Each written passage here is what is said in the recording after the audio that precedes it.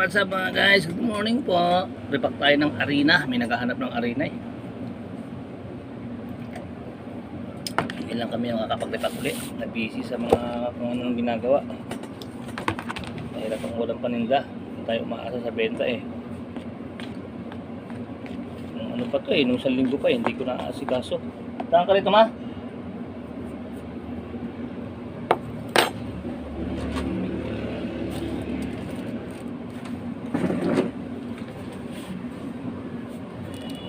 Okay.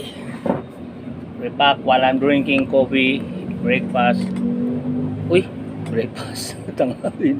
Alas 11 na breakfast. Kasi tanghali na bumangon tong ano eh, tong mga ganitong panahon eh. Malamig kasi, sarap matulog eh. Bumangon kami mga siguro mga alas 8 na.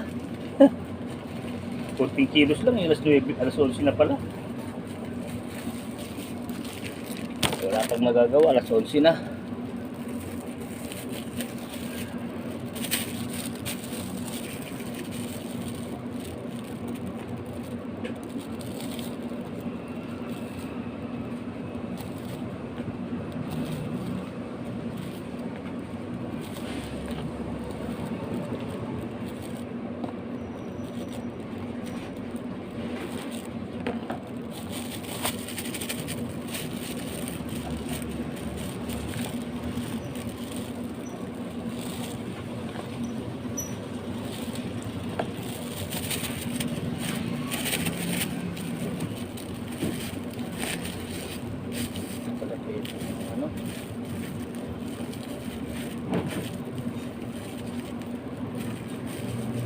Wala eh, pakunti ng pakunti ang 1 kilo ay.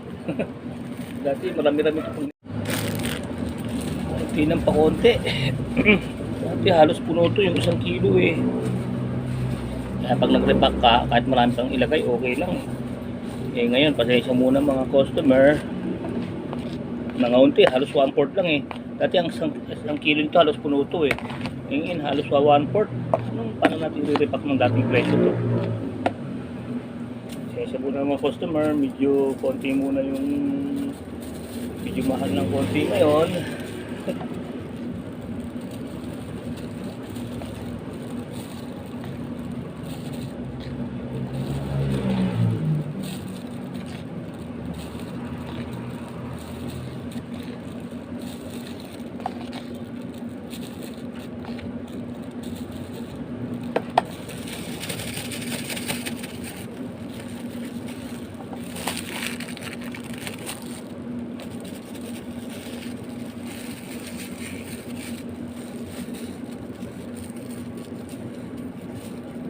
Alam nyo mga guys, gamit na gamit sa household tong arena. Kaya ano rin ito eh, number 1 commodities din to na hindi na dapat na uubos sa tindahan eh. Arena.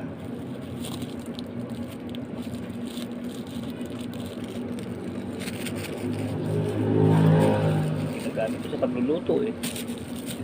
Sa pagtotorta, pandagdag sa itlog, tapos pagka gumagawa ng mga sauce. Gagawa ka ng sauce ng spaghetti pagka yung gusto mo yung matipid. Medyo kulang ang pambili mo ng tomato sauce.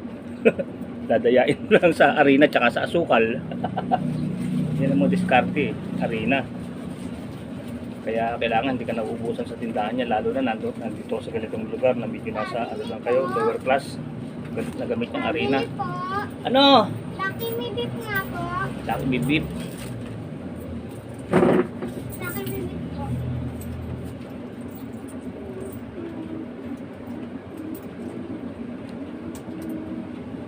Lucky me beef.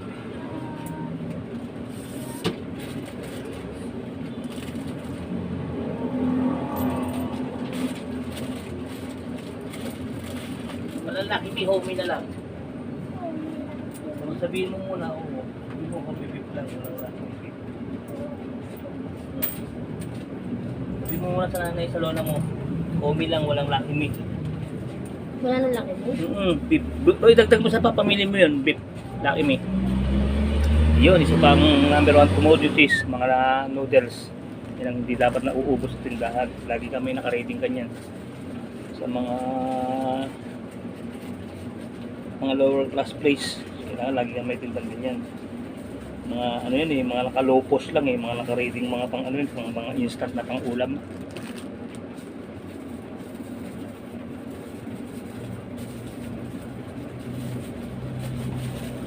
Ito nga rin na, lagi kaming may ganito eh. Ngayon lang ano, yung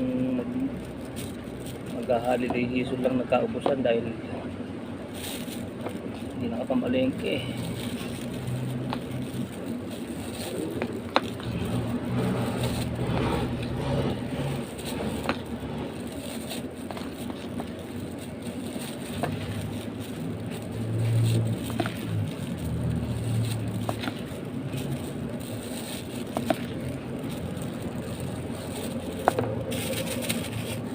Sige po mga guys, hanggang dito na lang po. Kuya Mon Vlog, keep safe, healthy, always trust God. Maraming salamat po sa Diyos. Thank you po for watching. Bye bye po.